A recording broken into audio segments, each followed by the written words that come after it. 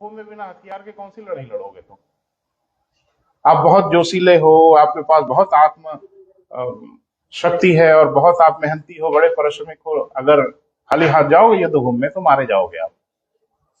तो हथियार बढ़िया होना चाहिए, वेपन्स बढ़िया होने चाहिए। आधुनिक समय में जितनी बढ़िया किताबें हैं बेटा, खरीद लीजिए, कम कपड़ा पहन लीजिए, खराब कपड़े पहन लीजिए, खाना खराब खा लीजिए, सब कुछ चलेगा। किताब बढ़िया खरीद लीजिए, उसमें कोई कटौती मत करिए। और किताब एकदम दिल खोल के खरीदना चाहिए बेटा, वो आपका सबसे बढ़िया निवेश है। आपकी जिंदगी का सबसे अच्छा इन्वेस्टमेंट किताबें हैं। बिल्कुल खरीदिए। सुरेश प्रसाद को बेटा जरूर पढ़ लो, D.R. खुल्लर को पढ़ लो, माजिद हुसैन को पढ़ लो। आपके यहाँ ये पूर्वांचल में सविंदर सिंह को पढ़ाया जाता है, ग्रेजुएशन वगैरह में किसी बच्चे के पास होगी, वो भी नहीं रखते सब, तो सीरीज परीक्षा देते हैं। लेकिन अगर किसी के पास हो सविंदर सिंह की तो उसको रख लो। ये सब बहुत अच्छी किताबें हैं। माजिद हुसैन की अच्छी किताब है। लेकिन एक परेशानी है बेटा जो आपको हम बताना चाहते हैं, एस्ट्रोनॉमी जो हिस्सा मैं पढ़ा रहा हूँ, इस पे कोई किताब नहीं है मार्केट में। हर किताब में आपको जी भर के कंटेंट नहीं मिलेगा, कहीं कुछ मिलेगा तो कुछ नहीं मिलेगा। तो ये एस्ट्रोनॉमी की है तकलीफ बेटा। एस्ट्रोनॉमी पे कहीं कोई किताब मार्केट में है ही नहीं है। हर टीचर ने थोड़ा थोड़ा प्रयास किया, एक पन्ना दो पन्ना अपने किताब के शुरू में कुछ दे दिया, लेकिन एक बच्चे की जो जिज्ञासा होती है कि हम इसको जरा सिस्टमेटिक ढंग से जाने, तो उस तरह से कोई किताब मार्केट में, इसकी स्टडी का अभाव है।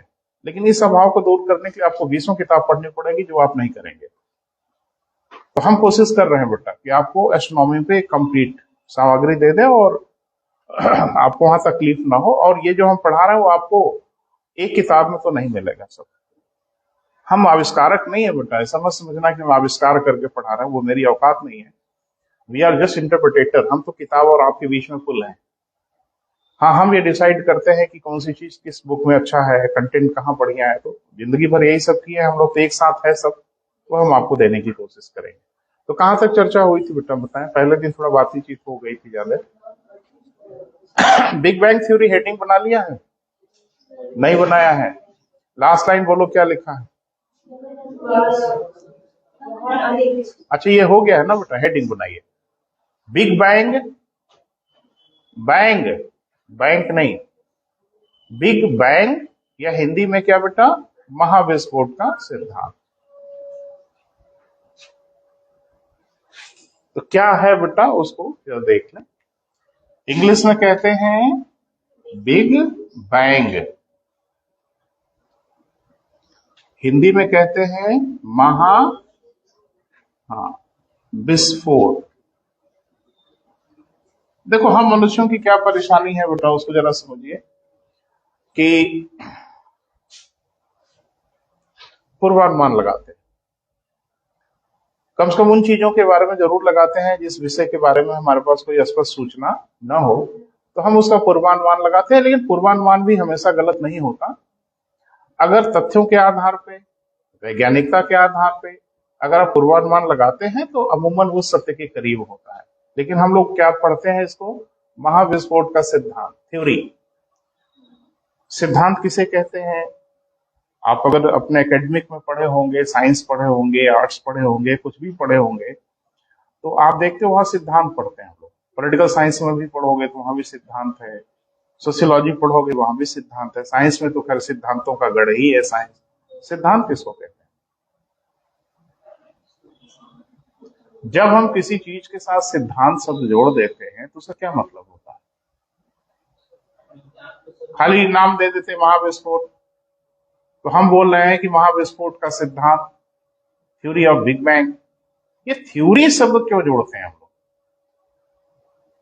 हर जगह जोड़ ही देते हैं ना बेटा थ्योरी।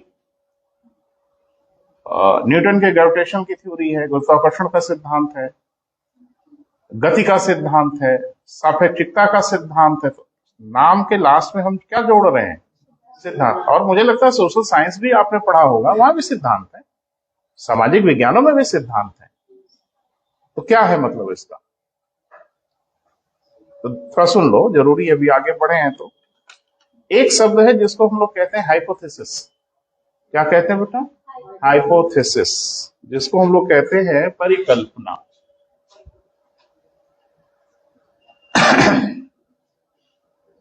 हाइपोथेसिस, जिसको हिंदी में क्या कहते हैं बेटा? परिकल्पना। तो मुझे लगता है कि नाम ही समझ में आ रहा है कि एक वैज्ञानिक आधार पे हम किसी चीज की कल्पना कर लें, सोचे किसी चीज के बारे में, तो उसको हम लोग कहते हैं परिकल्पना। लेकिन अभी ये आपके मानसिक स्तर की चीज है। जब हम दिमाग में कोई चीज कल्पना कर लेते हैं कि ऐसा ऐसा ऐसा हुआ होगा, तो ये क्या है बेटा? ये एक मानसिक स्तर का काम है, जिसको हम लोग क्या बोलेंगे? हाइपोथेसिस, परिकल्पना। जैसे आपने सुना होगा न्यूटन साहब किसी सेव के पेड़ के नीचे, तो एक सेव टूट के गिरा। न्यूटन के पहले सेव कहाँ टूट के गिरता था? सब आसमान में उड़ जाता था? नहीं नहीं, गिरता ही था, लेकिन किसी ने ध्यान से देखा नहीं, उसको समझने की कोशिश नहीं किया, ध्यान ही नहीं लगाया होगा, तो उन्होंने ध्यान, तो उनके दिमाग में कुछ चला होगा। जब उन्होंने ध्यान से देखा होगा तो उनके दिमाग में कुछ हलचल हुई होगी, कुछ जोड़ घटाव उनके दिमाग में चला होगा, तो वो क्या था? परिकल्पना। जब हम परिकल्पनाओं को लेबोरेटरी में, प्रयोगशालाओं में या व्यवहार में सिद्ध करने लगे, यानी जो हमने सोचा है वो हर हाल में सही हो रहा है, तब इसको हम लोग कहते हैं थ्योरी।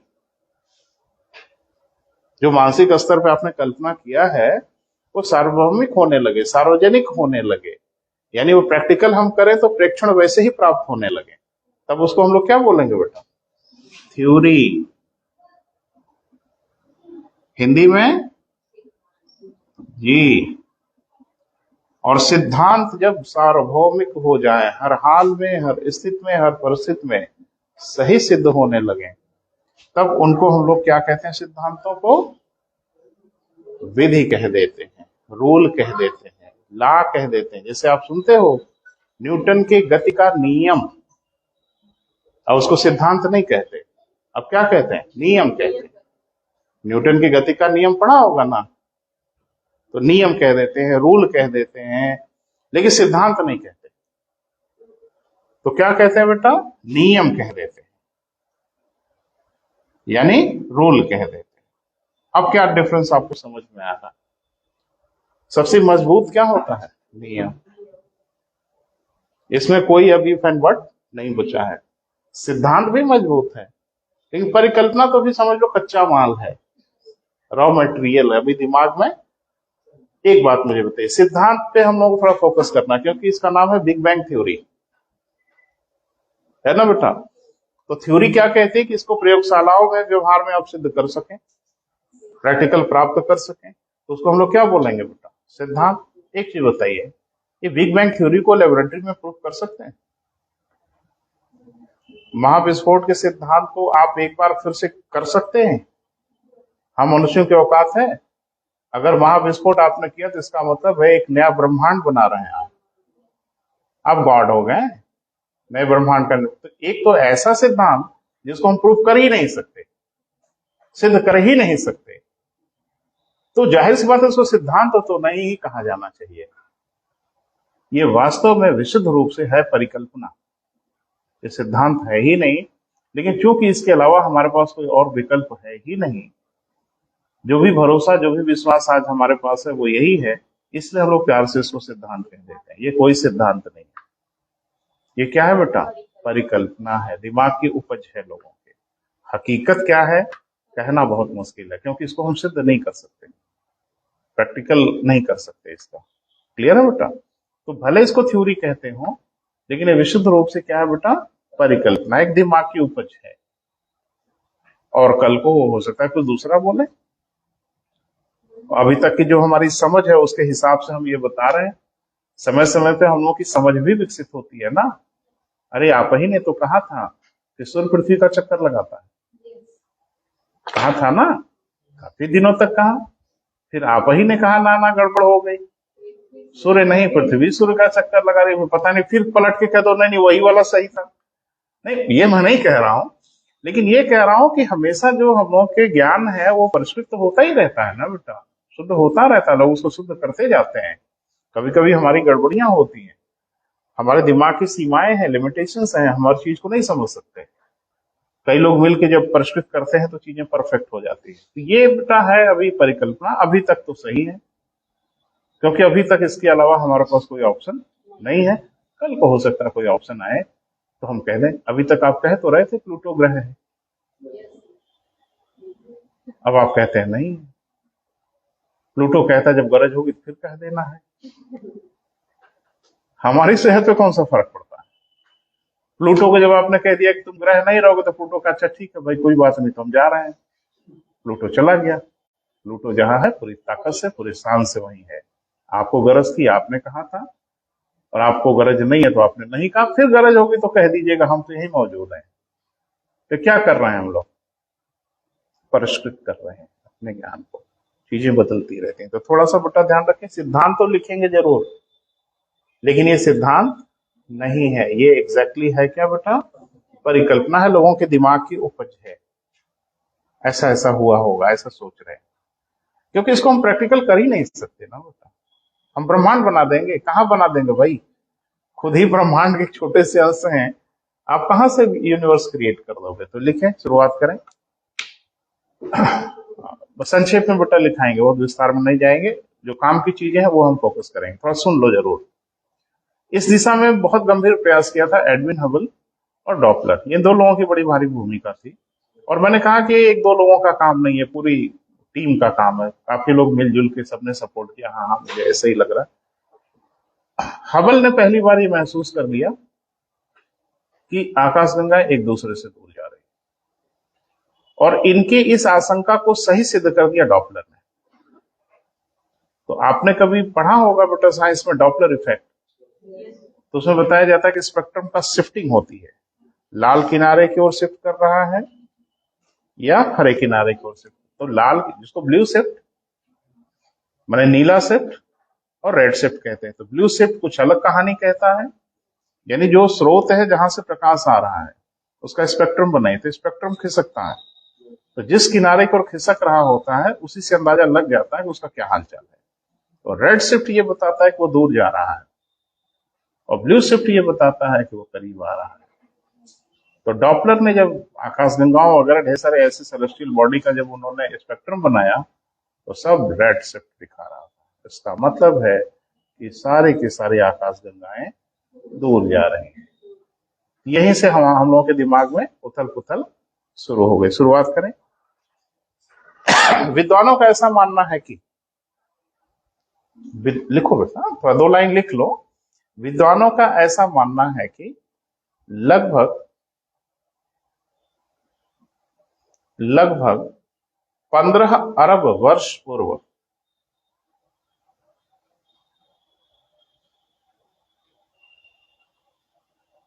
न ही पदार्थ, न ही ऊर्जा, न ही समय था।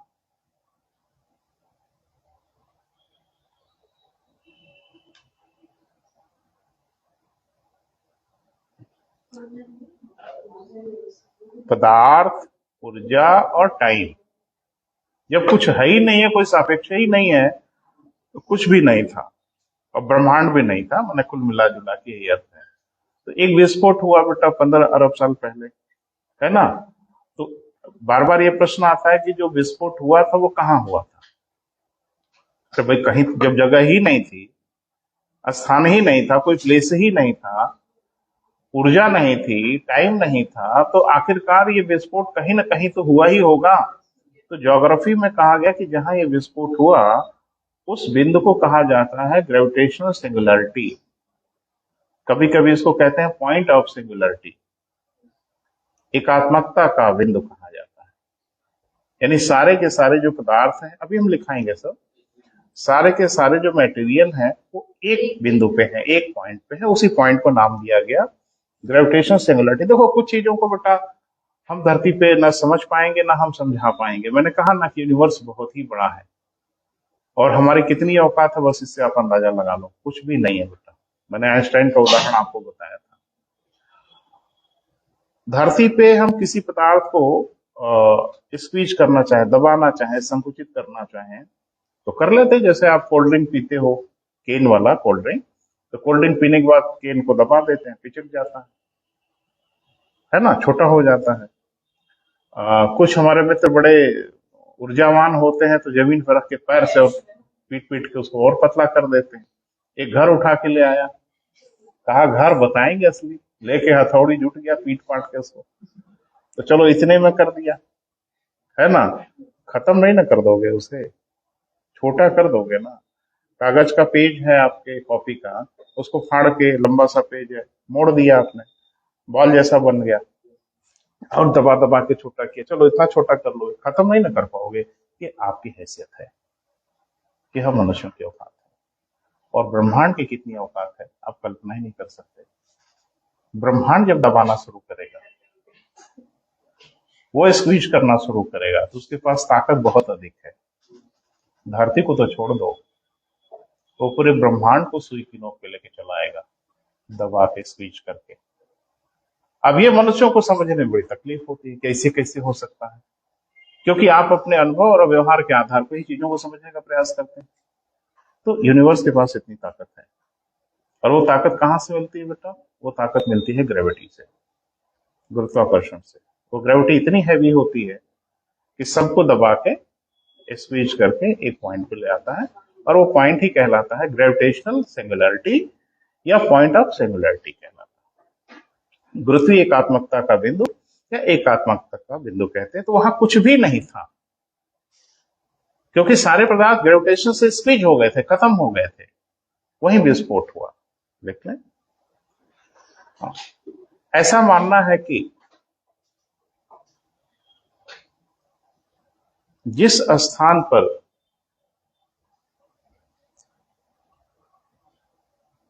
ऐसा मानना है कि जिस स्थान पर महाविस्फोट हुआ, उसे ग्रेविटेशनल सिंगुलैरिटी, गुरुत्वीय एकात्मकता, ग्रेविटेशनल लिखो बेटा, ग्रेविटेशनल सिंगुलैरिटी या गुरुत्वीय एकात्मकता, या सेंटर ऑफ सिंगुलैरिटी, या सेंटर ऑफ सिंगुलैरिटी, एकात्मकता का बिंदु कहते हैं।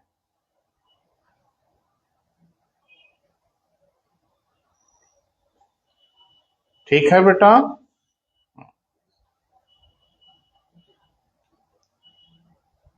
कहते हैं यहीं से ब्रह्मांड का निर्माण हुआ।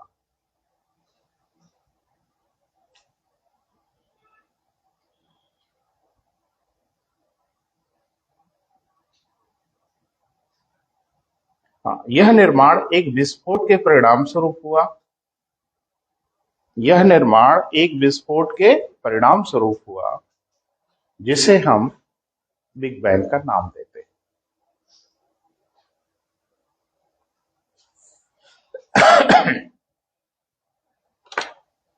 जिसे हम क्या बेटा? बिग बैंग का नाम देते हैं,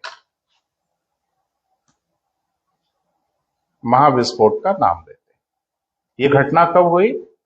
अप्रॉक्स अप्रॉक्स लगभग 15 अरब साल पहले की घटना है। अब जाहिर सी बात है कि इसमें हर विद्वानों ने अपनी अपनी आहुति दी है, अपना अपना योगदान दिया है। इसमें जो सबसे बड़ा योगदान है बेटा, वो एडविन हबल का है। अमेरिकी खगोलविद थे, तो उन्होंने सबसे बड़ा योगदान किया। फिर अगला योगदान किया डॉपलर ने। डॉपलर ने प्रत्यक्ष योगदान नहीं किया, डॉपलर ने जो रेड शिफ्ट और ब्लू शिफ्ट का कॉन्सेप्ट दिया, उसे पकड़ में आ गया कि आकाश गंगा एक दूसरे से दूर जा रही हैं। कॉन्क्रीट जो थ्योरी देने की कोशिश किया, वो अलेक्जेंडर फ्रीडमैन और जॉर्ज गैमोन है। इन लोगों ने इसको थोड़ा सा कॉन्क्रीट एक सैद्धांतिक स्वरूप दिया। अलेक्जेंडर फ्रीडमैन ने तो सिद्धांत दिया, लेकिन वो भी बहुत कुछ नहीं कह पाए, बहुत डिटेल नहीं जा पाए। तो जॉर्ज गैमोन जो रशियन खगोलविद थे, संभवतः 1940 के आसपास, इन्होंने थोड़ा व्यापक रूप से समझाने का प्रयास किया। हम सब अभी लिखाते हैं, लिख ले, शुरू करें। हाँ, इस सिद्धांत के प्रतिपादन में अनेक विद्वानों का योगदान था। इस सिद्धांत के प्रतिपादन में अनेक विद्वानों का क्या था बेटा? योगदान था।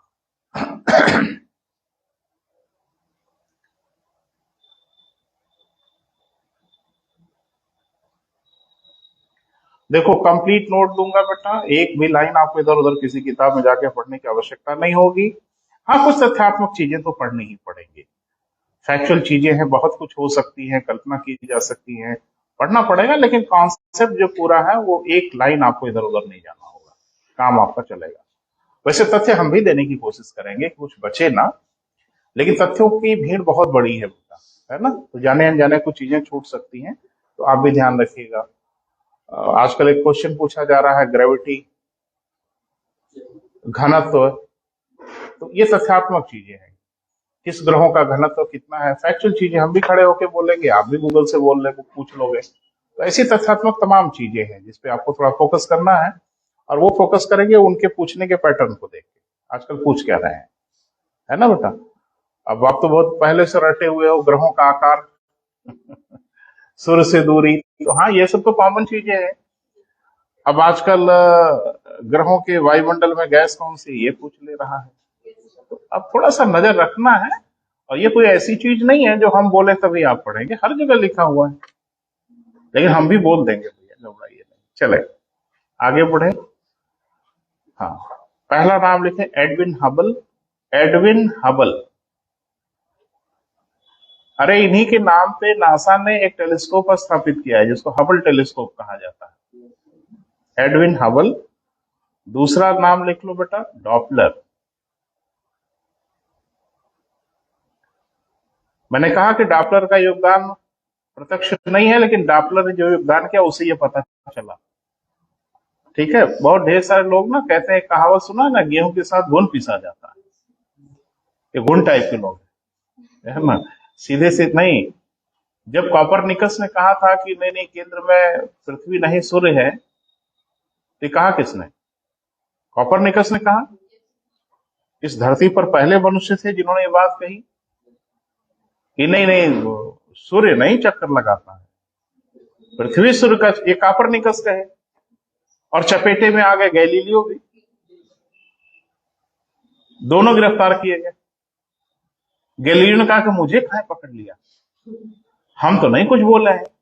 कहा नालायक, टेलीस्कोप तू ही बनाए, जिसे देख के अंड बंड बोल रहा है। तो क्षमा मांग के अपनी जान बचा लिए। क्रिश्चियनिटी का दौर था ना बेटा, इनको घनघोर अपराधी माना गया, ये सब अपराधी हैं, क्रिमिनल हैं, जो समाज के विरुद्ध बोल रहे हैं। कॉपरनिकस ने कहा कि मार डालो चाहे कुछ भी कर दो, वो सत्य यही है, मैं बोलूंगा यही। गैलीलियो तो क्षमा मांग के छोड़ दिए गए, इनको छोड़ दिया गया। बाद में तो तमाम लोग आ गए, हर्षल आ गए, कॉपरनिकस आ गए, सब लोगों ने जब बोलना शुरू किया तब लगा कि अरे यार ये सब सही नहीं ना बोल रहे हैं, मालूम चला कि यही सही है जो इन्होंने बोला। चलिए अगला बेटा लिखें, इस विषय पर पहला गंभीर प्रयास, अब लिख लो शब्दों में, इस विषय पर पहला गंभीर प्रयास अलेक्जेंडर फ्रीडमैन ने प्रस्तुत किया। अलेक्जेंडर फ्रीडमैन ने प्रस्तुत किया, परंतु इसकी विशद व्याख्या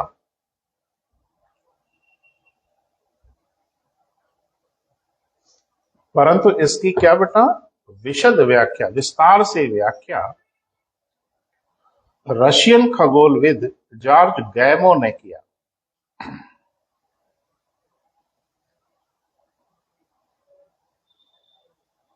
रशियन खगोलविद किसने बेटा? जॉर्ज गैमो ने किया, 1939 1940 के आसपास जॉर्ज गैमो ने किया, 1939-40, 1939-1940 के आसपास किया। जैसे मैंने बोला ना बेटा कि एक ही आदमी सब कुछ नहीं कर पाता, कोई कुछ कहता है, कोई उसी में एक कदम और आगे चलता है। तो ऐसे ही एडविन हबल, डॉपलर वगैरह ने तो कुछ आइडिया दिया, अलेक्जेंडर फ्रीडमैन ने उसको एक डिजाइन दिया, लेकिन व्याख्या बेचारे वो भी नहीं कर पाए। तो इसकी विशद व्याख्या कर दिया किसने? जॉर्ज गैमो ने। तो वो जाके अपना सा कंप्लीट स्थिति दिख रही है। तो जॉर्ज गैमो ने कहा क्या, पर ध्यान से सुनिए। जॉर्ज गैमो ने बताया कि जब महाविस्फोट हुआ तो इसे दो घटना हुई, दो घटनाएं एक साथ शुरू हो गई। उन्होंने बताया कि पहली घटना का मतलब यह था कि बृहद स्तर पर विसरण हुआ, और दूसरी घटना हुई कि सीमित स्तर पर संकुचन हुआ, और ये दोनों घटना एक साथ हो रही हैं। अब इसका मतलब क्या था उनके कहने का, माने अर्थ क्या निकल रहा था उनके ये कहने का, वो आपको हमको समझाना, तो पहले लिख लें। गेमो ने बताया कि महाविस्फोट के परिणाम स्वरूप दो घटनाएं हुई।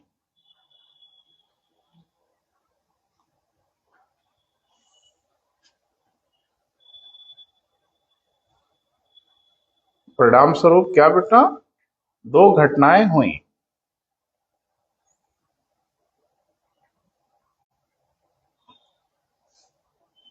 नंबर वन, पहली घटना, बृहद स्तर पर, बड़े स्तर पर विसरण। बस यही लिख भी डालो एक लाइन में, अर्थ क्या है इसका। बृहद स्तर पर क्या बेटा, विसरण। तो क्या अर्थ था सुन ले, फिर लिख लीजिएगा उसी के आगे डैश करके। उन्होंने बताया कि विस्फोट के परिणाम स्वरूप मिलियंस ऑफ गैलेक्सीज, माने आकाश गंगाओं का निर्माण हुआ, और ये आकाश गंगाएं एक दूसरे से दूर जा रही है। तो बड़े स्तर पे क्या हो रहा है, विसरण। विसरण माने फैलाव। तो बड़े स्तर पे क्या हो रहा है, फैलाव हो रहा है, यानी आकाश गंगाएं एक दूसरे से दूर जा रही है। ये तो पहला हो गया। दूसरा उन्होंने कहा कि सीमित स्तर पे संकुचन। अब इसका क्या मतलब था, तो पहले मतलब बोल दे रहे हैं, फिर लिख लेना इकट्ठे। उन्होंने बताया कि दूर जाते हुए आकाश गंगाओं में संकुचन हो रहा है आपस में। वो तो भाग ही रही है, चलती हुई ट्रेन में लड़ाई झगड़ा हो रहा है तो होता रहे, ट्रेन तो चल ही रही है। तो बृहद स्तर पे आकाश गंगाएं एक दूसरे से तो दूर जा रही हैं, लेकिन जाती हुई आकाश गंगाओं के बीच में कुछ हो रहा है, रुकी नहीं है, चल रही है, भाग रही है। तो भागती हुई आकाश गंगाओं के मध्य सीमित, सीमित क्यों बोला, क्योंकि उसका एरिया आकाश गंगाओं का था, एरिया सीमित हो गई ना बेटा। तो सीमित एरिया में क्या हो रहा है, संकुचन हो रहा है, और जिसके परिणाम स्वरूप तारों का जन्म हो रहा है। तो आकाश गंगाएं दूर भाग रही हैं, लेकिन आकाश गंगाओं के बीच में आपस में संकुचन, एक दूसरी आकाश गंगा के साथ नहीं, एक ही आकाश गंगा के अंदर कुछ घटना हो रही है।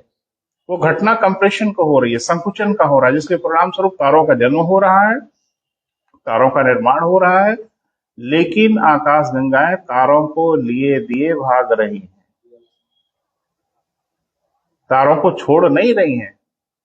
बच्चे का जन्म हुआ, मां गोद में लेके भाग रही है। यानी हर तारा आकाश गंगा में बन तो जरूर रहा है, लेकिन आकाश गंगाएं तारों को छोड़ नहीं रही हैं, उनको लिए दिए भाग रही हैं। ये उन्होंने बताया कि सीमित स्तर पे संकुचन हो रहा है। अभी हम बताते हैं तारों का जन्म कैसे होता है, सब चर्चा करेंगे। लिखें, सही वक्त पे काम मिला होता ना बेटा, तब तक निपटा चुके होते। लेकिन परेशानी यही है कि देखो कहां तक चल पाते हैं, जहां तक चल पाएंगे जरूर चलेंगे। लिखें, तो पहला क्या लिखा था बेटा, बृहद स्तर पे विसरण, डैश करिए, लिख लीजिए, अर्थात आकाश गंगाएं एक दूसरे से दूर जा रही।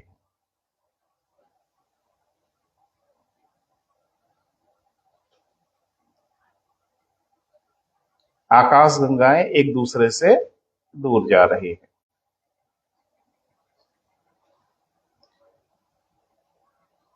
तो ये तो पहली घटना का वर्णन हो गया, जो उन्होंने कहा कि बृहद स्तर विसरण हो रहा है।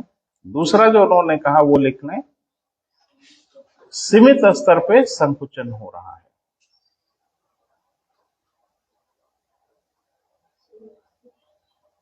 सीमित स्तर पे संकुचन हो रहा है, इसका क्या मतलब था उनके कहने का, अभी मैंने सुनाया है, शब्दों में लिख लीजिए।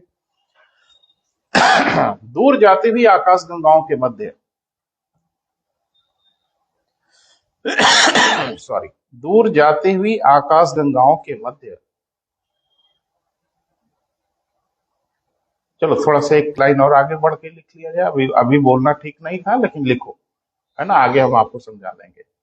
दूर जाते हुए आकाश गंगाओं के मध्य हाइड्रोजन गैस का संकुचन हो रहा है।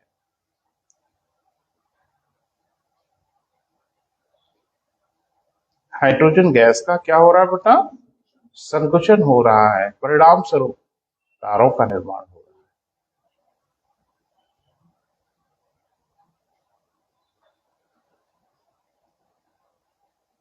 तो अब जाके थोड़ा सा कुछ मामला ज्यादा क्लियर हो रहा है, नहीं बेटा? कि आकाश गंगाएं बन गई, एक दूसरे से दूर जा रही हैं, दूर जाते हुए आकाश गंगाओं के मध्य तारों का निर्माण हो रहा है। अब कैसे हो रहा है ये भी बेचारे नहीं बता पाए। मैंने कहा ना, एक ही आदमी सब कुछ नहीं बता सकता, संभव ही नहीं है, सर्वज्ञाता नहीं होता कोई। तो आगे हम बताएंगे कि तारों का निर्माण कैसे हुआ, लोगों ने बताया कि तारों का निर्माण ऐसे होता है। लेकिन अभी इसके सपोर्ट में दो थ्योरी है बेटा, जिसको आपको पढ़ना पड़ेगा। एक को हम लोग कहते हैं सतत सृष्टि का सिद्धांत, steady state theory, Thomas gold और हरमन बांडे ने दिया। अब तो सब लोग आएंगे ना बेटा, सब लोग अपना अपना जो कमियां दिख रही हैं उसको दूर करेंगे। इनका दिमाग इधर गया कि बिग बैंग अगर हुआ और आकाशगंगाएं अगर बनी और आकाशगंगाएं अगर एक दूसरे से दूर जा रही हैं तो बीच में एक खाली स्थान पैदा हो रहा होगा। तो स्वाभाविक है बेटा, कोई बहुत गंभीर थ्योरी नहीं है, बहुत सिंपल सी बात है कि बिग बैंग हो गया, आकाशगंगाओं का निर्माण हो गया और सारी आकाशगंगाएं एक दूसरे से अगर दूर जा रही हैं तो बीच में कहीं न कहीं खाली स्थान बढ़ता जा रहा होगा। जैसे मैंने कहा, ग्राउंड में हम लोग बैठ जाएं और गोल घेरा बना के एक दूसरे से दूर भागना शुरू करें तो बीच में खाली जगह बनती चली जाएगी, क्योंकि हम लोग दूर जा रहे हैं ना, तो बीच में स्थान बड़ा होता चला जाएगा। ब्रह्मांड में भी ऐसा हो रहा होगा या फिर ब्रह्मांड में ऐसा नहीं हो रहा है? तो उन्होंने कहा कि जो स्पेस डेंसिटी है, यानी ब्रह्मांड का जो घनत्व है, उसमें कमी नहीं आ रही। अब बताओ, अगर खाली स्थान होगा तो डेंसिटी तो घटनी चाहिए ना। अगर पदार्थ दूर दूर तक फैल जाएंगे तो घनत्व कम हो जाना चाहिए। और वो ये कह रहे हैं कि स्पेस डेंसिटी में कोई कमी नहीं आ रही है, तो इसका मतलब बिल्कुल साफ है कि जो खाली स्थान है वहां कुछ ना कुछ भर दिया जा रहा है, कुछ तो क्रिएट हो जा रहा है वहां। क्योंकि अगर क्रिएट नहीं होता तो ब्रह्मांड का एक बहुत बड़ा हिस्सा रिक्त होता, और ब्रह्मांड का कोई हिस्सा रिक्त नहीं है, खाली नहीं है। तो उन्होंने नाम दे दिया सतत सृष्टि का सिद्धांत, यानी खाली स्थान पे निरंतर आकाश गंगाओं का निर्माण हो रहा है और कोई खाली स्थान नहीं हो रहा। इसलिए डेंसिटी जितनी है, घनत्व में कोई परिवर्तन नहीं आ रहा है। कुछ सोच रहे हो बेटा? बोलो। नहीं नहीं, बोल दो। देखो, सोचना गुनाह है। जो भी सोचे वो मुझसे तुरंत पूछे कि मेरा दिमाग इधर जा रहा है सर, और मैं सक्षम हूं बेटा, मदद कर दूंगा। लेकिन ये कि जब सोचते हैं तो हम खतरा महसूस करते हैं, क्या चल रहा है दिमाग में भाई। तो कोई इसमें घबराने की बात नहीं है, ये एक परिकल्पना ही है, सब सोच है कि ऐसा हो रहा होगा। क्लियर है? उसको भी लिख लो बेटा। सतत सृष्टि का सिद्धांत, इंग्लिश में कहते हैं इसे स्टडी स्टेट थ्योरी। ये बिग बैंग के बाद सब थ्योरी आने लगी बेटा, बिग बैंग के सपोर्ट में। स्टडी स्टेट थ्योरी, इंग्लिश में, हिंदी में सतत सृष्टि का सिद्धांत। सतत माने लगातार, सृष्टि माने क्रिएशन हो रहा है। लिखें, थॉमस गोल्ड तथा हरमन बांडे। थॉमस गोल्ड दो लोग थे, तथा हरमन बांडे ने यह बताया कि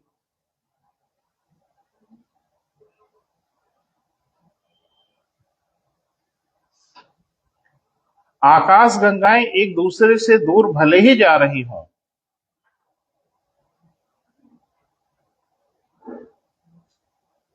थॉमस गोल्ड और हरमन बांडे, लिख लिए नाम?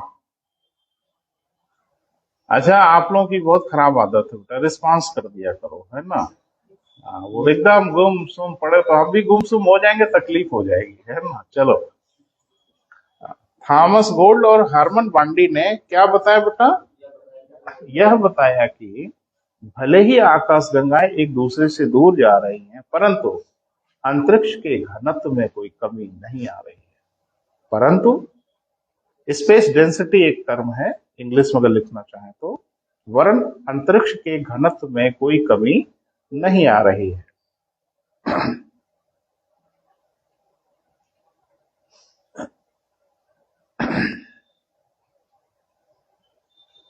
तो पदार्थ अगर दूर दूर हो जाएंगे तो घनत्व कम हो जाना चाहिए।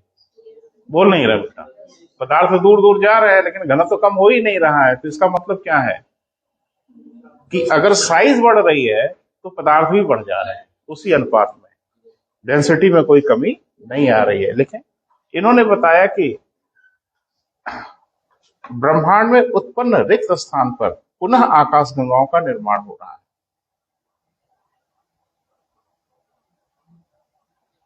पुनः किसका बेटा? आकाश गंगाओं का निर्माण हो रहा है, इसलिए घनत्व में कोई कमी नहीं आ रही है।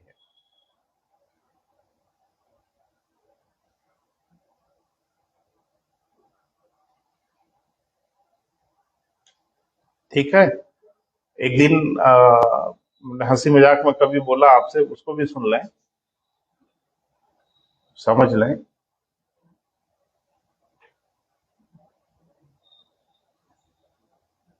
अरे सुनोगे कि खाली लिखोगे? सुन लो, लिखो, नहीं लिखा हुआ तो मिल ही जाएगा कहीं ना कहीं। इस कमरे में 2 हीटर जल रहा हूं, ठीक है, 10 हीटर लगा दो, रूम हीटर, तो कमरे का टेम्परेचर धीरे धीरे बढ़ना चाहिए ना, हाँ या ना? बढ़ना चाहिए।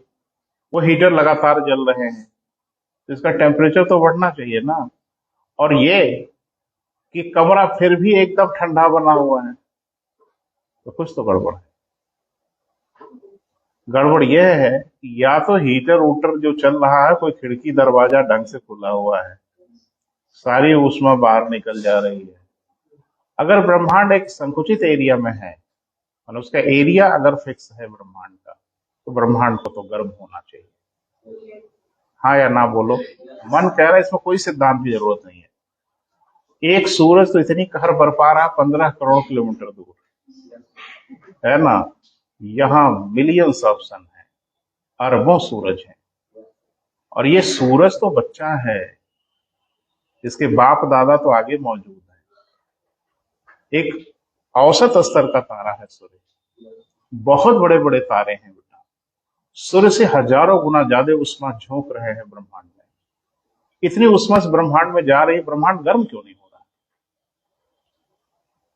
अरे एक सूरज नहीं है बेटा, अरब भी नहीं है, अरबों हैं, मिलियंस ऑफ स्टार हैं, और हर तारा ताबड़तोड़ गर्मी झोंक रहा है ब्रह्मांड में, और ब्रह्मांड है कि एकदम ठंडा बना हुआ है। ये जा कहां रही है उष्मा? आप तो धरती बीच में आ गई ना, रास्ते में। अरे वो तो ब्रह्मांड में अपनी उष्मा छोड़ रहा था, रास्ते में आप पड़ गए 15 करोड़ किलोमीटर दूर पे, तो सूर्य ने कहा लो तुम भी प्रसाद ले लो थोड़ा सा। और धरती अगर नहीं होती तो उष्मा तो जा ही रही थी ना कहीं, उतनी एनर्जी तो जा ही रही है। अरबों सूरज अपनी गर्मी छोड़ रहे हैं, वो गर्मी कहां जा रही है भाई? ब्रह्मांड गर्म नहीं हो रहा है, बहुत ठंडा है यूनिवर्स। इसकी भी डेफिनेशन हो गई। वो बाल्टी भर ही नहीं सकती बेटा। जिस बाल्टी का आकार दिन दूना रात चौगुना बड़ा होता जा रहा है, वो बाल्टी क्या भरेगी? उसमें पानी डालते जा रहा है कि बाल्टी भरेगी, अब भरेगी। वो बाल्टी जादू वाली बाल्टी है तो नहीं भर सकती। ब्रह्मांड यही हो रहा है, अरबों खरबों सूरज अपनी उष्मा जितनी डाल रहे हैं इसमें ताकि ये गर्म हो, वो ऐसा कमरा है ना जिसकी दीवारें ही बढ़ती चली जा रही, वो कमरा क्या खाक गर्म होगा? तो पूरा ब्रह्मांड तेजी से फैलता चला जा रहा है, इसलिए कोई इसके टेम्परेचर में बढ़ोतरी नहीं हो पा रही, जबकि हो जाना चाहिए बेटा। अगर थोड़ा ब्रॉडर वे में सोचें तो बहुत ज्यादा स्टार हैं ब्रह्मांड में, शब्द ही नहीं है मैं कुछ बोलूं संख्या, अरबों शब्द सही है ना? अरबों खरबों तारे हैं, सब अपनी गर्मी दे रहे हैं ना बेटा। तो यही सब है बेटा कि बढ़ रहा है, नए नए आकाश गंगाएं क्रिएट हो रही है, ऊर्जा झोंके जा रही है, लेकिन ऊर्जा है कि इस बाल्टी में भर ही नहीं पा रही है, क्योंकि बाल्टी की साइज बढ़ती जा रही है। क्लियर है? सब कुछ डिफाइन हो जा रहा है, कहीं कोई अड़चन नहीं आ रही है। अड़चन आती तो फिर हम लोग मैं खुद ही कंप्लेन कर देता है सिद्धांत गलत है ना? चले लिखे। खाली स्थान पे क्या हो रहा है बेटा? नई आकाश गंगाओं का निर्माण हो रहा है, जिससे घनत्व में कोई परिवर्तन नहीं आ रहा। हो गया, यही उनका सिद्धांत था। इसी को नाम दिया गया क्या बेटा? सतत सृष्टि का सिद्धांत। और असली करामात तो कर दिखा, जिसको कहते हैं ना कि सिद्धांत अधूरा सिद्धांत था ये बिग बैंग, जिसको संपूर्णता प्रदान कर दिया। जैसे कहते हैं ना मनुष्य की जिंदगी अधूरी है, कोई लक्ष्य है, कोई टारगेट है, कोई उद्देश्य है जो आपका पूरा हो जाता है तो आपकी जिंदगी पूर्ण होती है। तो बिग बैंग की थ्योरी अधूरा है, इसको पूरा कर दिया एलन सैंडोज ने। इन्होंने एक सिद्धांत दे दिया, पल्सेटिंग यूनिवर्स थ्योरी, दोलन सिद्धांत भी कहा जाता है, और इसी को कहा जाता है महासंकुचन का सिद्धांत। आपने बिग बैंग दे दिया, महाविस्फोट दिया, तो महासंकुचन भी आ जाए ना तो बात बन जाए। इंग्लिश में अगर लिखना चाहे तो लिखें पल्सेटिंग यूनिवर्स थ्योरी। क्या बेटा? Pulsating universe theory.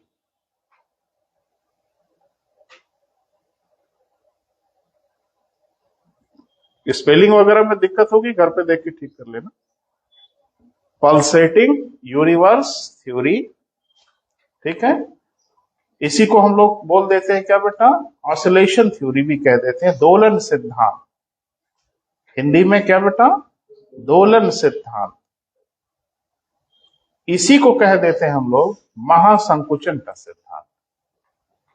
सब आप लिख कर करके लिखो। महासंकुचन को इंग्लिश में क्या कहते हैं? Big crunch. महासंकुचन का सिद्धांत, नाम सब लिख लो बेटा।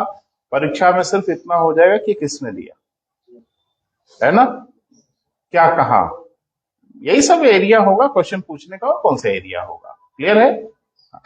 इसको दिया एलन सैंडोज ने। एलन सैंडोज वैज्ञानिक का नाम था। अरे जादू कर दिया भाई, जादू, इसी आदमी ने जादू किया। वहां तो पूरा गिरोह मिलके बनाया बिग बैंग, और यहाँ अकेले इसने ताबूत में किल ठोंक दिया कि लो। तो इन्होंने क्या कहा? बड़ी मजेदार बात इन्होंने कहा, क्योंकि ये चिंता का विषय तो था ही कि ब्रह्मांड अगर ऐसे ही फैलता, अरे ब्रह्मांड कितना बड़ा है बेटा, ये आपको आइडिया नहीं लग पा रहा है अभी। अरबों आकाश गंगाएं जहां दौड़ रही हैं, भाग रही हैं, वो जगह कितनी बड़ी होगी, बस इसका अंदाजा आप नहीं लगा पा रहे हैं, नहीं तो आपके रोंगटे खड़े हो जाएंगे। अभी हम अंदाजा लगवाएंगे आपको अभी थोड़ी देर में। वो ग्राउंड कितना बड़ा है जहां ये खेल चल रहा है।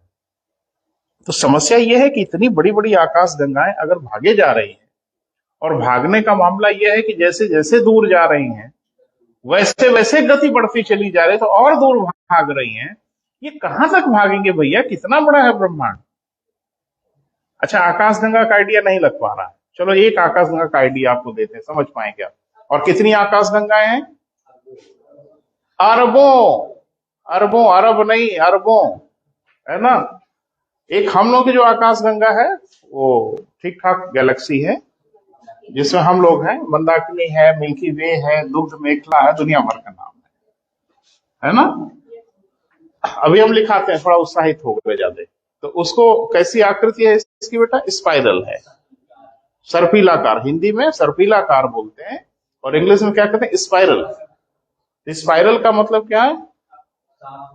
जैसे स्प्रिंग होती है ना, गोल गोल, है ना, इसलिए हिंदी में हम लोग सर्पिलाकार बोल देते हैं। तो इस तरह की है, ऐसे भाई, ऐसा नहीं एकदम सिमेट्रिक गोल बना हुआ है, हम आपको समझाने के लिए बता रहे हैं। कहा जाता है इसमें 3 आर्म है, 3 भुजाएं हैं जो एक दूसरे में घूमी हुई है। हम लोग बीच वाली भुजा में, हमारा सोलर, अरे हम तो सोचे थे आज ही मिल जाता तो अच्छा। नहीं, ये सब पढ़ाई थोड़ा ही होती है, हम एक कहीं और निगाह लगाए रहें, जब विषय में डूबे तो विषय में रहें। 12, चलो छोड़ दो। तो इसमें जरा सा ये देखो कि हमारी एक आकाशगंगा का हालचाल देखो, तो आपको मुझे लगता है समझ में आएगा कि वो जगह कितनी बड़ी होगी। क्लियर है? अगर आप इस किनारे से इस किनारे आने की कोशिश करो, अपनी आकाशगंगा के यहां से आप यहां आने की कोशिश करो, और स्पीड आपकी रहेगी कितनी? 3 लाख किलोमीटर प्रति सेकेंड, घंटा नहीं। तो यहां से यहां तक जाने में आपको लगेगा 1 लाख 20,000 वर्ष। स्पीड कितनी? 3 लाख किलोमीटर प्रति। ये एक आकाशगंगा का हाल है। ऐसी अरबों आकाशगंगाएं हैं और सब भाग रही। वो कितना बड़ा होगा यूनिवर्स, बस आप खाली सोच सकते हैं, कल्पना कर सकते हैं, बाकी कुछ नहीं कर सकते। तो बहुत यूज है बेटा हमारा यूनिवर्स। तो अब ये सबसे बड़ी परेशानी थी कि सब कुछ, इतनी बड़ी बड़ी आइडेंटिटी, इतनी बड़ी बड़ी इकाइयां अगर इसमें मौजूद है, 1.5 लाख 1 लाख प्रकाश वर्ष का डायमेंशन जिनका है, वो जगह कितनी बड़ी होगी जहां ये अरबों मौजूद हों।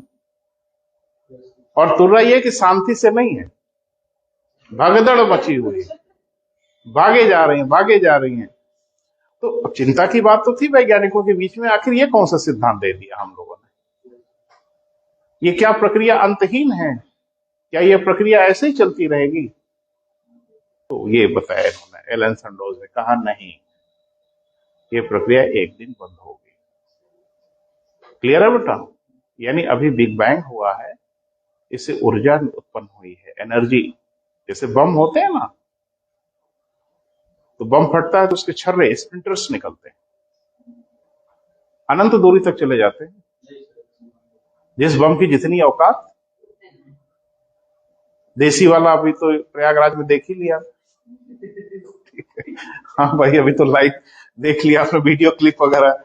हैंड ग्रेनेड नहीं देखा, उसका थोड़ा सा और बड़ा एरिया होता है। सुने परमाणु बम का एरिया और बड़ा हो जाता है। तो जैसे जिसकी औकात, उसका एरिया उतना बड़ा होगा। ये बहुत बड़ा वाला विस्फोट है, इसीलिए नाम दिया गया इसको बिग बैंग। और इससे अपार एनर्जी उत्पन्न हुई। इस एनर्जी से सारी आकाश में दूर भाग रही, अभी ऊर्जा से भरी हुई है।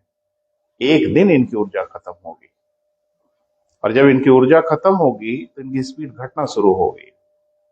घटते घटते फिर ये रुक जाएंगे, और रुकने के बाद फिर खेल खेलेगा ग्रेविटेशन। एक बच्चे ने कहा कि अभी ग्रेविटेशन नहीं है क्या सर? काहे नहीं है? लेकिन अभी गुरुत्वाकर्षण पे भारी पड़ रही है ऊर्जा। अभी ग्रेविटेशन पे भारी कौन पड़ रही है? ग्रेविटेशन बड़ा धैर्य वाला होता है। वो कहता है हम तो खेल लास्ट में खेलेंगे ही अपना, कोई रोक थोड़ी सकता है। एक बाल आप तेजी से ऊपर को उछालते हैं, गुरुत्वाकर्षण के विरुद्ध कार्य आपने किया। गुरुत्वाकर्षण बल तो उसमें लग ही रहा है, लेकिन आपने उसके विरुद्ध बल का प्रयोग किया, ऊपर फेंक दिया। लेकिन गुरुत्वाकर्षण कहेगा कि पकड़ेंगे इसको रास्ते में, फिर ले आएंगे, यही है ना। बस बस वही मामला है। अभी फेंके हो तो जाने दो, भी एक दिन धरेंगे इसको, फिर खींच के लाएंगे। क्लियर है?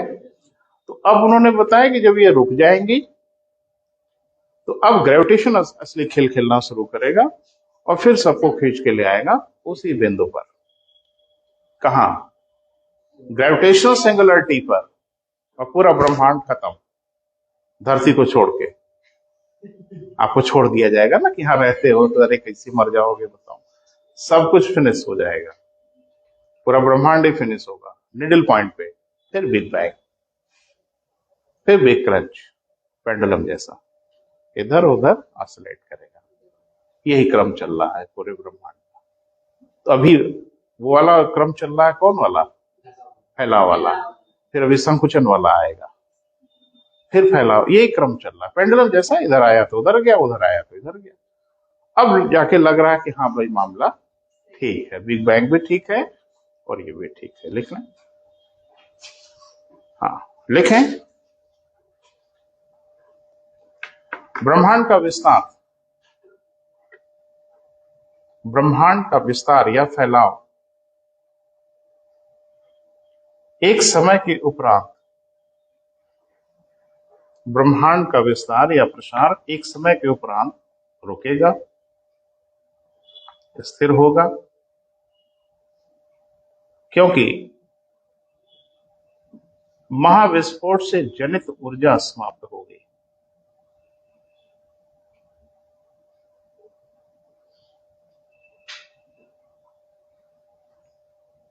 जनित ऊर्जा क्या होगी बेटा? समाप्त होगी। पुनः सभी आकाशगंगाएं व पदार्थ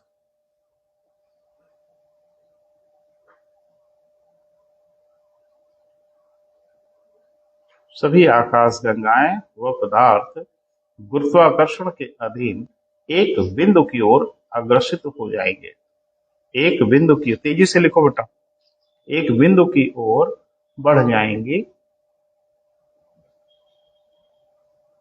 तथा अंत में उसी बिंदु पर समाहित हो जाएंगे।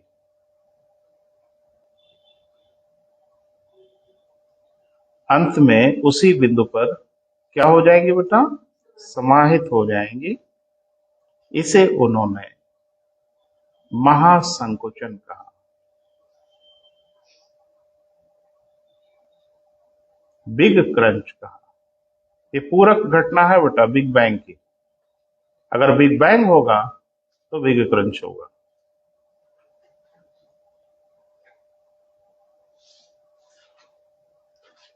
क्लियर हुआ? हाँ ना बोलिए। दिख रहा है दृश्य? महसूस हो रहा? फटा, बढ़ा, रुका, वापस आया, फिर वहीं खेल खत्म। एक इमेजिनेशन होनी चाहिए, क्योंकि ये काम इतना जल्दी जल्दी वाला नहीं है जितना जल्दी जल्दी हम लोग पढ़ के भी क्रंच हो गया अभी मुझे लगता है 5 मिनट में। तो ऐसे थोड़ी होगा। लेकिन अभी जो आधुनिक खोजे है ना बेटा, अभी बहुत कुछ करना है, तो उसमें मैं चूंकि बड़ा इंटरेस्टेड रहता हूँ इन सब चीजों में, तो कुछ बियॉन्ड द टॉपिक चीजें भी पढ़ता रहता हूँ। वही ऐसा थोड़ी कि जो मुझे पढ़ाना मैं वही नजर रखूं, जो आपको नहीं भी पढ़ाना है मैं उस पर भी नजर रखता हूँ अपनी व्यक्तिगत संतुष्टि के लिए। तो अभी लेटेस्ट जो थ्योरीज आ रही है वो आ रही है पैरेलल यूनिवर्स की। यानी ये माना जा रहा है कि एक ही समय 2 ब्रह्मांड मौजूद हैं। अभी इसकी पुष्टि नहीं हुई है, लेकिन सिद्धांत तो आ गया। जानते हो क्यों? सुन लो थोड़ा। अभी आगे हम आपको पढ़ाएंगे कि हमारे ब्रह्मांड में ब्लैक होल्स हैं। पढ़ा होगा ना, तो यही तो कायदे से पढ़ते हो। इसी में रोमांच है, थोड़ा रहस्य है। तो वहां सारे पदार्थ और सारे मटेरियल समाप्त हो जाते हैं, एक बिंदु पर चले जाते हैं। एक बिंदु पे चले जाते हैं, कहीं और चले जाते हैं। जब कुछ पल्ले नहीं था तो यही हम मान रहे थे कि एक बिंदु पे समाहित हो सकते हैं, लेकिन वैज्ञानिक कह रहे हैं कि नहीं, वो द्वार है दूसरे ब्रह्मांड के। वो दूसरे ब्रह्मांड पे जाने के दरवाजे हैं, जहां से आपको लगता है कि हर पदार्थ, हर मटेरियल गायब हुआ, वो गायब नहीं हुआ, दरवाजे के उस पार चला गया। तो जाहिर सी बात है, जो इधर से गायब हो रहा है वो उधर निकल रहा है, और जो उधर से गायब हो रहा है वो इधर आ रहा है, क्योंकि उधर भी होगा। टेंशन में मत आओ, अभी सिलेबस में नहीं है ना, चिंता की बात नहीं है। लेकिन इसको समझने के लिए एक बड़ा सुंदर सा डिवाइस है जिसे आप समझ सकते हैं। कभी आपने सैंड वॉच देखा है?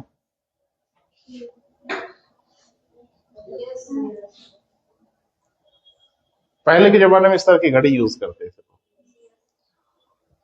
और इसमें भरी होती थी रेत, है ना, और यहाँ बीच में एक छोटी सी जगह छोड़ दी जाती थी। अब जगह नहीं दिखा पा रहे हैं, खाली जगह होती थी। तो इसी से समय लोग अपनी गणना करते थे। जैसे घड़ी को ऐसे रखा तो रेत धीरे धीरे धीरे धीरे दूसरी तरफ निकल जाती थी पूरी, तो मान लेते थे कि 1 मिनट हो गया। यानी रेत को निकलने में इतना समय लगता है, तो क्या करते थे, फिर इसको उल्टा कर देते। अब ये हिस्सा ऊपर हो गया, फिर वो धीरे धीरे नीचे, 2 मिनट, फिर उल्टा, ऐसे कर करके समय को काउंट किया जा सकता है। तो उन्होंने कहा कि पूरा जो हमारा ब्रह्मांड है वो सैंड वॉच जैसा है, कि एक तरफ से पदार्थ अभी दूसरी तरफ जब आएंगे तो यहाँ पदार्थ बढ़ते जाएंगे, हाँ या ना? तो आपको लग रहा है कि भैया पदार्थ और मटेरियल बढ़ रहे हैं, तो एक तरफ क्या हो रहा है, बिग बैंग, और एक तरफ हो रहा है बिग क्रंच। वहां के पदार्थ समाप्त होते जा रहे हैं। अरे देखो ना, इधर के पदार्थ क्या हो रहे हैं, खत्म होते जा रहे हैं, और इधर के पदार्थ बढ़ते जा रहे हैं। तो खत्म हो जाएगा, फिर इधर के पदार्थ उधर जाएंगे, ये क्रम तो चलता रहेगा। उन्होंने ये डिफाइन करने की कोशिश किया कि नहीं, ये बारी बारी से होने वाली घटना नहीं है। जैसे महाविस्फोट और महासंकुचन को बताया गया कि बारी बारी से होगा, पहले महाविस्फोट हो रहा है, फिर महासंकुचन होगा, और अभी लेटेस्ट जो साइंटिस्ट रिसर्च है वो ये बता रहे हैं कि बारी बारी से होने वाली घटना नहीं, एक ही साथ हो रहा है। एक तरफ विस्तार हो रहा है तो एक तरफ संकुचन हो रहा है, फिर एक तरफ संकुचन होगा, उधर विस्तार होगा। बीच में एक रास्ता है जो पदार्थ इस ब्रह्मांड से उस ब्रह्मांड। अभी ये हम आपकी उत्सुकता के लिए बता दिए, हमको नहीं बताना चाहिए, क्योंकि ये अभी आपके सिलेबस ऐसे ही दिमाग तनाव में आ रहा है कि सब कौन सा बवाल है, तो उसमें एक दो बवाल और हम छोड़ दे तो दिक्कत में पड़ जाएंगे। आपके लिए इतना पर्याप्त है ना बेटा। अगली हेडिंग बनाइए, आकाशगंगा, गैलेक्सी। धीरे धीरे धरती की ओर आ रहे हैं भाई, घबराओ मत।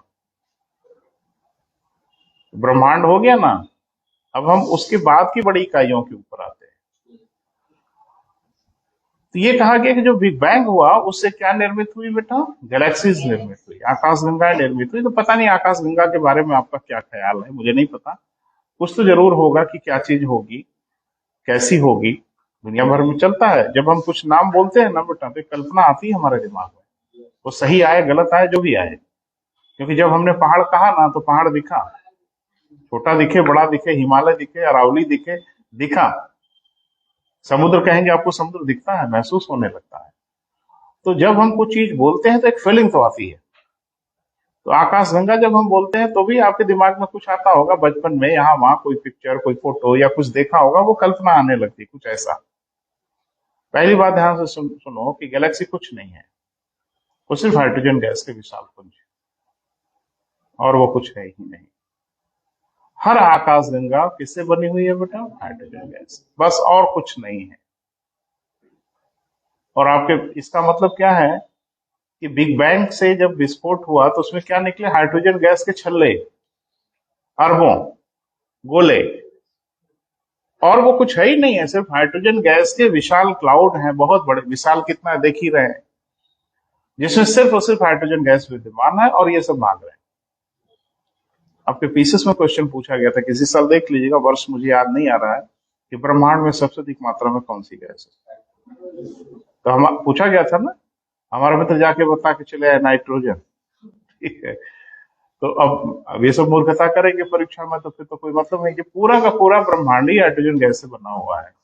हर गैलेक्सी ही है सबसे बड़ी बड़ी इकाइयां। ब्रह्मांड की सबसे बड़ी इकाई क्या है बेटा, गैलेक्सी।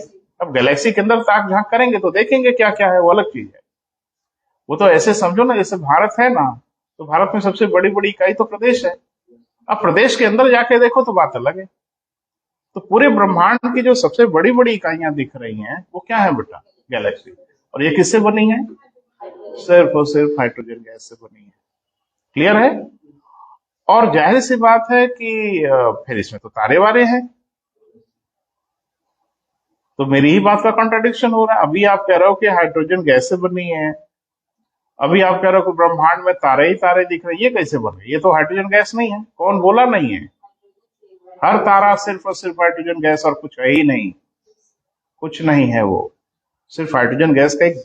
अच्छा, तारे के बारे में कोई गलतफहमी हो तो आज तो ठीक कर लो। तारा कुछ भी नहीं है, बस हाइड्रोजन गैस का एक बॉल है, एक गेंद समझ लो, जो हाइड्रोजन गैस का स्वरूप नहीं बिगड़ पा रहा है किसी कारण से। अभी आज हम चर्चा करेंगे, उसके डिजाइन फिक्स हो गई है। ठीक है, माने उसकी साइज अब बिगड़ उगड़ नहीं रही। गैस की साइज है, थोड़ा हवा हवा लग जाए इधर उधर उड़ सकती है, लेकिन उसकी साइज एकदम फिक्स हो गई है और उसके अंदर कुछ हो रहा है बस। तो अगर हमने कहा कि हर आकाशगंगा हाइड्रोजन गैस से बनी है तो इसमें आपत्ति क्या है। और मैंने ये भी कहा कि तारों का जन्म आकाशगंगा में होता है तो लग भी रहा होना चाहिए, क्योंकि हाइड्रोजन गैस उसके पास है, तो तारे के बनने के लिए हाइड्रोजन गैस तो चाहिए ही चाहिए। सो तारों का निर्माण होता है। हाँ, ये अलग बात है कि धरती कैसे बन गई, धरती तो हाइड्रोजन गैस नहीं है। तो अभी धैर्य रखिए ना, अभी तो बहुत कुछ पढ़ना है और अभी बहुत कुछ समझना है। एक बात मुझे बताइए, आपने पढ़ा होगा कि हर पदार्थ का जो मॉलिक्यूलर स्ट्रक्चर है उसमें प्रोटॉन न्यूट्रॉन इलेक्ट्रॉन भी है, यही ना है भैया। सोने के परमाणु में भी, लोहे के परमाणु में भी, सबके परमाणु में यही ना है। बेसिक ग्रेडियंट तो यही है ना, प्रोटॉन न्यूट्रॉन इलेक्ट्रॉन। तो फिर लोहा लोहा जैसा कहाँ है और सोना सोने जैसा क्यों। चांदी चांदी जैसा क्यों है? कभी सोचते ही नहीं हो ना, सबसे बड़ी समस्या ये है। हनुमान जी हो सोचवाना पड़ता है, तब लगता है अरे ये तो सही बात है, काहे नहीं सोचे। यूरेनियम यूरेनियम जैसा है। आखिर सब प्रोटॉन न्यूट्रॉन इलेक्ट्रॉन से ही मिलकर बने हैं, तो सब एक ही जैसे काहे नहीं है भाई? तो मुझे लगता है प्रोटॉन न्यूट्रॉन की संख्या सब में अलग अलग है। ये अलग अलग ही उनको भौतिक गुण अलग अलग दे देते हैं। एक बात बता दूं, लोहे के परमाणु में किसी तरह से प्रोटॉन न्यूट्रॉन इलेक्ट्रॉन की संख्या उतनी कर दो जितना सोने में है, मेरा दावा है लोहा सोना हो जाएगा। ऐसा कर सको तो, जो हम कर नहीं पाएंगे, क्योंकि हमारे बूते करने ही है। क्लियर है? घास से दूध बना लोगे? हाँ ना बोलेंगे कुछ? नेचर बना देती। अरे गाय भैंस वही तो मशीन है, और क्या है? घास खाना है, दूध बनाना है। एक बात तो गारंटी है कि दूध की यात्रा घास से होके हुई है। ये तो 100% सही है कि दूध अगर वो एनिमल देते हैं तो घास से ही दूध बना होगा। आप भी बना लोगे? बना लो ना। नोबेल प्राइज वाइज क्या क्या लेके बैठे बनाओ। तो जैसे घरों में हम लोग एक तो मशीन लगाते हैं ना, आरओ वाला आजकल, शुद्ध पानी वाला, ऐसे सबके घर में एक मशीन होती। 2 किलो घास डालो, आधा किलो दूध, बना के दिखाओ ना। अगर हैसियत है मनुष्यों की तो नेचर तो बना बना के भेज दिया, क्योंकि मॉलिक्यूलर लेवल पे तोड़ फोड़ करना नहीं आता हमें। क्योंकि घास के अंदर जो तोड़ फोड़ हुई है वो मॉलिक्यूलर लेवल पे हुई है। उसको तोड़ा गया है, उसको जोड़ा गया है, दूध बना दिया गया। वो हम नहीं कर सकते। घास का जूस निकाल देंगे दूध बनाने के चक्कर में। अच्छा, जितने पेड़ पौधे हैं इसी मिट्टी में उगते हैं, तो गेहूं गेहूं जैसा क्यों है, चावल चावल जैसा क्यों है, आम आम जैसा क्यों है, सेव सेव जैसा क्यों है? एक बच्चे ने कहा फिर तो मैं समझ गया सर मन का बोलो, कहा जब ये सब कुछ ना मिले तो मिट्टी खाया जाए। Very good. 1 किलो मिट्टी खाओ, आम अमरूद संतरा काजू बादाम सब हो गया उसी में, है ना? नहीं नहीं, हम नहीं प्रोसेस कर सकते, हमको प्रोसेस चीजें चाहिए। आम का पेड़ और क्या है बेटा? एक ठेठ भाषा में अगर कहो, एक फैक्ट्री के अलावा तो कुछ नहीं है। एक प्लांट है वो, जो मिट्टी से चीजों को निकालता है और अपने हिसाब से असेंबल करता है और आम बनाता है। सेव भी वही करता है, इसी मिट्टी से ही पोषक तत्व लेता है, वही लेता है जो मिट्टी में मौजूद है। बादाम बना देता है, कोई अखरोट बना देता है, कोई काजू बना। आप भी बना दो। नहीं, हम ताक में रहते हैं, पहले बनाओ फिर हम खाएंगे, क्योंकि हमारी औकात नहीं है बनाने की। तो बनाने वालों का काम है बेटा यही सब। नेचर एक बड़ा जादू भरी चीज है बेटा, है ना? चलें आगे बढ़े। लिखें, महाविस्फोट के परिणाम स्वरूप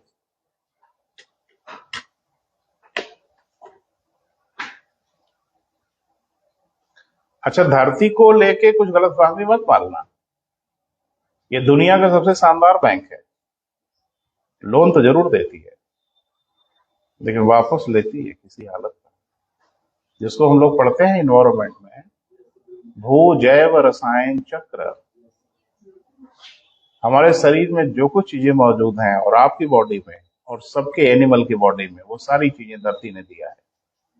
और किसने दिया है? गेहूं खाए हो, धरती ने दिया है। चावल खाए हो, धरती ने दिया है। दूध पिए हो, धरती ने दिया है। काजू बादाम ज्यादा खाए हो, धरती ने दिया है। एक ने कहा हम तो बकरा खाते हैं सर, वो भी धरती ने दिया है। अगर गौर से देखो तो दिया है। मछली खाते हैं, वो भी दिया है। कुछ भी आप खाते हैं, पृथ्वी ने दिया है। फिर पृथ्वी एक दिन आपसे वसूलेगी। मुझे दो, सबसे वसूलती है, एक को नहीं छोड़ती। मेरा जो लिया है मुझे लौटाओ। तो समय जो भी लगे, लौटाना तो पड़ेगा ही। और इसी को कहते हैं भू जैव रसायन चक्र। जो जैव रसायन है धरती देती है, वो फिर वापस लेती है। हाँ, वापस लौटाने की प्रक्रिया अलग अलग हो सकती है। एक प्लांट है, वो उसको भी देना पड़ेगा, देना ही पड़ेगा। बकरी है उसको भी देना पड़ेगा, शेर है, बाघ है, आदमी है, हाथी है, गैंडा है, सबको देना पड़ेगा, क्योंकि धरती वसूल करेगी एक दिन। हाँ, जैसे मनुष्य में अगर देखें तो हर धर्म के, हिंदू धर्म वाले तो बहुत बड़ा तेजी में रहते हैं कि जो दिया वो तुरंत लो भैया। अरे 70 साल लेके झेले आपके पदार्थों को, तो यही बहुत बड़ा एहसान है आपका। अब तो हम तुरंत चुकाएंगे, क्योंकि हम अग्नि संस्कार करते हैं और सारी चीजों को पल भर में वहां वहां लौटा देते हैं जहां जहां से हमने लिया, है ना। बोलते हैं ना, 5 तत्वों से मिलकर शरीर बना, हर तत्व को उसी क्षण 2-4 घंटे में लौटा देते हैं, वापस कर देते हैं। करते हैं कि नहीं? अब जो लोग दफनाते अपनाते हैं वो थोड़ा बेईमानी करते हैं, उन्हें थोड़ा टाइम लगता है, लेकिन हम लोग तो बड़े अच्छे लोग हैं, हम लोग तुरंत लौटा उठा के हिसाब किताब बराबर करते हैं कि भाई खाता मेंटेन कर लो, जितना लिया लौटा दिया, खेल खत्म। ये नेचर का सब पूरा खेल है बेटा। धरती अपने पदार्थों को फिर वापस लेती है, वो चाहे अभी ले, चाहे कल ले, चाहे परसों ले, वो लेके छोड़ेगी। देना तो पड़ेगा ही आपको, वो समीकरण बराबर होगा लास्ट में।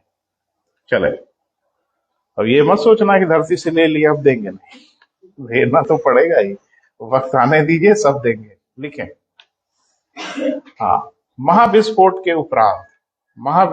उपरांत अरबों आकाश गंगाओं का निर्माण हुआ।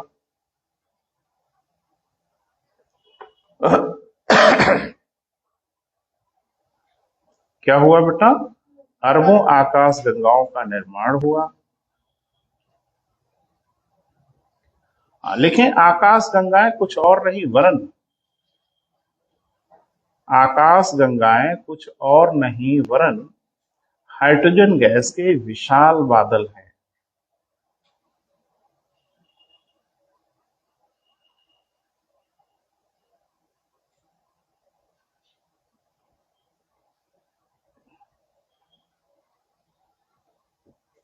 ठीक है बेटा। वर्तमान समय में इसका अधिकांश भाग तारों में परिवर्तित हो चुका है।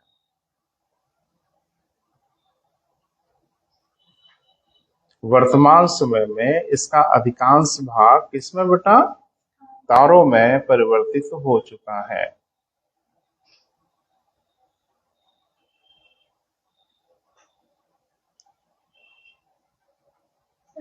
यहाँ पे मतलब ये कह सकते हैं कि मतलब संकुचन की स्थिति धीरे-धीरे हो रही है। जॉर्ज गेमो को काहे बताए पहले?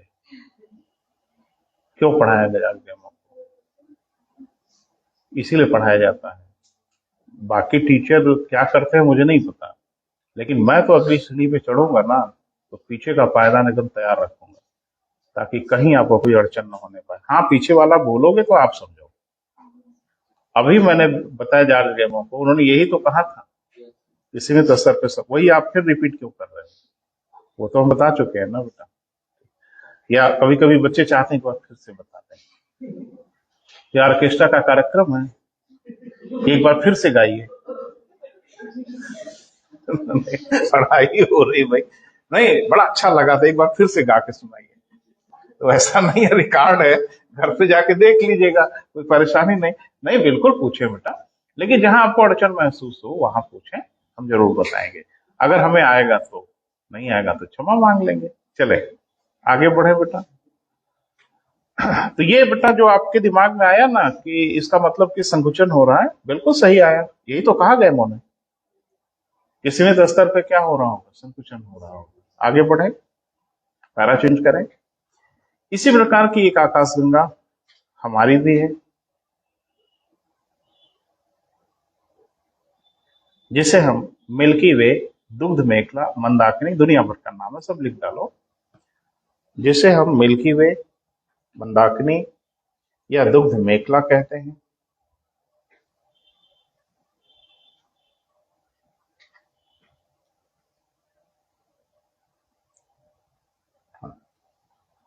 लिखें, यह सर्पिलाकार है, स्पाइरल है।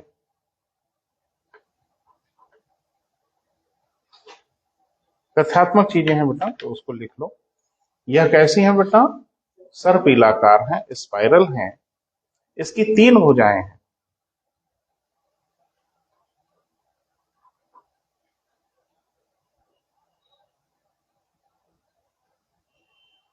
यानी एक दूसरे में जो गुथी हुई आर्म है उसकी वो कितनी है बेटा? तीन। तीन भुजाएं हैं जो गोल गोल घूमी हुई हैं, एक ही नहीं पूरा चारों तरफ गई है। इसके तीन आर्म हैं जो एक दूसरे को घेरे हुए हैं, है ना। इसकी तीन भुजाएं हैं। हमारा सौर परिवार इसके मध्य की भुजा में, बीच वाले में है। आकाशगंगा देखा है कभी? देखोगे? तुम जादू वादू जानते हैं, इतना तो जानते ही नहीं। देख लोगे बिल्कुल, आप निश्चिंत रहो। आकाशगंगा आप देख सकते हैं, बिल्कुल देख सकते हैं, लेकिन इसके लिए किसी टीचर से नहीं मिलना होगा। इसके लिए अपने घर पे किसी बड़े बुजुर्ग से, दादी वादी, नानी वानी टाइप के अगर हो कोई, तो उनसे मिलिए। और रात में खुले आकाश में जब छत के नीचे आप होंगे और फिर दादी जी से बात कर रहे होंगे, तो कहिएगा दादी आकाशगंगा दिखाइए, वो इशारा कर देंगे, देख लो। कभी आपने आकाश पे ध्यान नहीं दिया? जब कुछ तो एकदम आश्चर्यचकित है कि अरे सर ऐसा तो हम कभी नहीं देखे। अब देख लोगे, इस साल देखोगे। आकाश स्वच्छ हो, जाड़े में सब प्रयोग मत करना, तकलीफ हो जाएगी, ठीक है। गर्मियों में बेहतर रहेगा, सीजन आ रहा है। आकाश एकदम खुला हो, स्वच्छ हो, और आपको हमेशा ऊपर आप अगर नजर रखोगे तो कोहरे जैसी एक सड़क जैसी संरचना दिखाई देगी, थोड़ी चौड़ाई में काफी ऊपर। रोज तो नहीं दिखती, लेकिन जिस दिन आकाश एकदम क्लियर होता है रात के समय, तो तारों के ऊपर आपको लगेगा कि एक चौड़ाई में कोहरे जैसा एक लंबी सी रेखा बनी हुई है। और पूछना, दादी जी बताएंगे, भले पढ़ी लिखी ना हो, वो बताएंगे कि बेटा यही आकाशगंगा है, ये सदियों से जानते हैं। और जो कोहरा आपको दिख रहा है वो कोहरा नहीं है, वो सब तारे हैं। वो इतनी अधिक ऊंचाई पे है, वो कोहरे के पार्टिकल जैसे नजर आ रहे हैं। एक बात बताएं आपको, जितने तारे दिख रहे हैं ना, बहुत दूरी पर है। वो तारे अगर सूरज की दूरी पे आ जाए ना, तो जल के राख हो जाए धरती। इतने बड़े बड़े तारे हैं। सोच लो कितनी दूरी पे बेचारे टिमटिमा रहे हैं, तो सांप है दंदना रहे हैं, है ना। तो चूंकि नजदीक बहुत है, इसलिए अपना असर दिखा दे रहे हैं, बाकी की दूरी बहुत अधिक है। और जिनको हम बता रहे हैं उनकी बहुत अधिक दूरी है, तो कोहरे जैसा दिखते हैं, छोटे छोटे पार्टिकल जैसे दिखते हैं। वही आकाशगंगा की ऊपर वाली भुजा है। क्योंकि हम मध्य में है ना, तो हमारे ऊपर भी एक भुजा होगी, तो ऊपर वाली दिखती है। बिल्कुल दिख जाएगी बेटा, आप बस ध्यान रखना। रात में देखिए, थोड़ी लेट में आकाश जब साफ हो जाए 11-12 बजे, तो आपको रात में दिख जाएगा। क्लियर है? बिल्कुल दिखेगा। लेकिन यह है कि वही हमारी ऊपर वाली आर्म है जो हमको दिखाई देती है। चलो, अब हेडिंग बना लें बेटा एक छोटा सा, आज यही समाप्त करेंगे। एक हेडिंग और लिखवा के, निहारिका।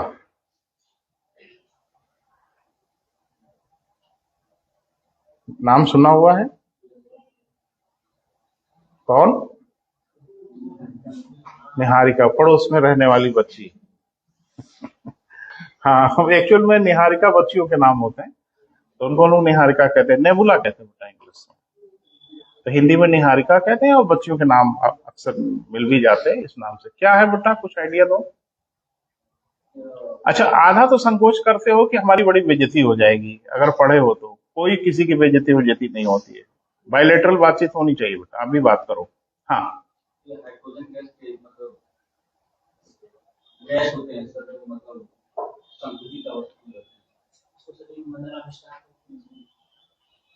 अरे यार, तो अंग्रेजी बोल रहे हो भाई। मदर ऑफ स्टार कहते हैं, तारों की माँ बोल भी सकते थे। मैं बताऊं एक मजेदार वाक्य। अब हम तो इतने दिन से यहाँ पढ़ा रहे हैं, 20 साल, सही में एक बच्ची का नाम ही निहारिका था।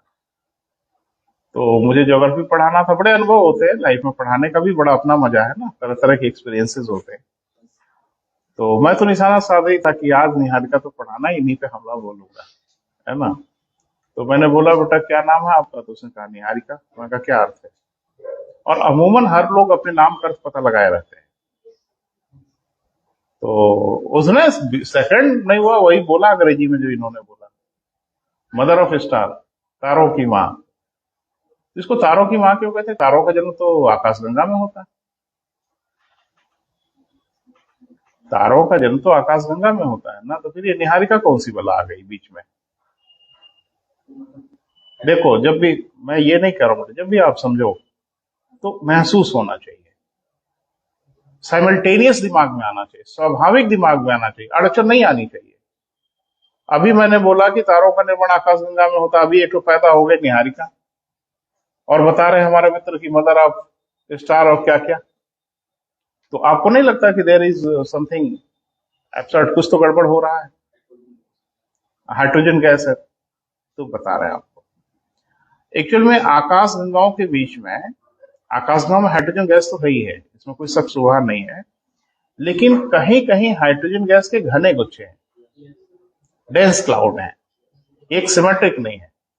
तो आकाशगंगाओं के मध्य हाइड्रोजन गैस के जो घने गुच्छे हैं, डेंस क्लाउड हैं, उन्हीं को निहारिका कहते हैं। और वास्तव में तारों का जन्म आकाशगंगा में तो होता ही है, गलत कहां बोला गया, लेकिन आकाशगंगा के अंदर उन्हीं निहारिका में होता है, क्योंकि वो काफी डेंस क्लाउड होते हैं, घने गुच्छे। अभी हम लिखा रहे हैं बेटा, तो वहां तारों का जन्म होता है। हमारी आकाशगंगा में एक है ऐसी निहारिका, अभी हाल में देखी गई, नाम है ओरियन, और कहा जाता है इसमें इतनी हाइड्रोजन गैस है कि सूर्य जैसे 1,00,000 तारों को जन्म दे सकती है। आपके सूर्य जैसा 1,00,000 तारों को अकेले पैदा कर सकती है ओरियन। ऐसी न जाने कितनी निहारिकाएं मौजूद है। तो लिख लो 2 लाइन। आकाशगंगाओं के मध्य हाइड्रोजन गैस के अपेक्षाकृत घने बादल, डेंस क्लाउड,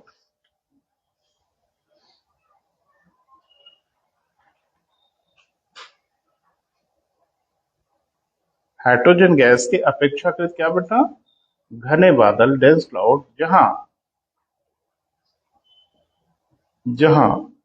तारों का निर्माण होता है।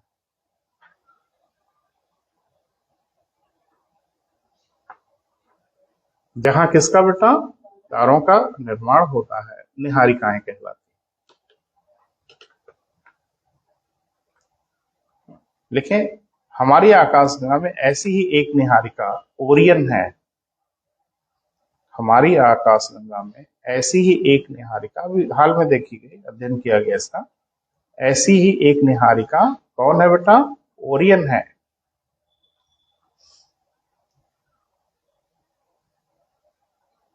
जिसमें इतनी हाइड्रोजन गैस विद्यमान है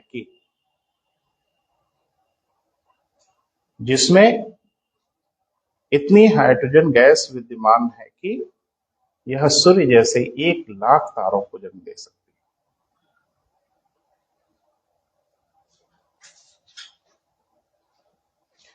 है। एक तथ्य लिख लिया, आखिरी लाइन, इसी के बाद क्लास समाप्त कर रहे हैं।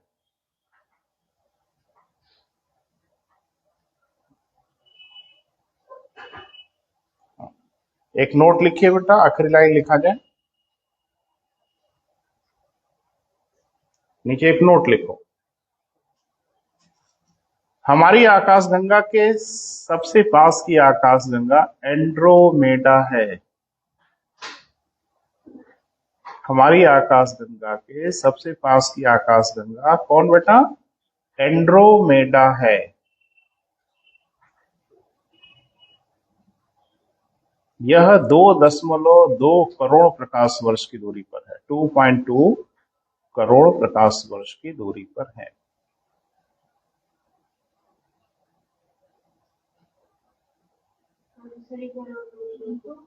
हमारी आकाशगंगा के सबसे पास की आकाशगंगा कौन है बेटा? एंड्रोमेडा है।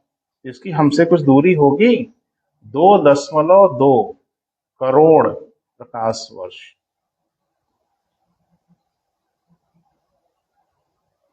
की दूरी पर है। ठीक है बेटा, तो आज अपनी बात समाप्त कर रहे हैं, कल आपसे मिलेंगे, यहीं पे बात करेंगे आपसे।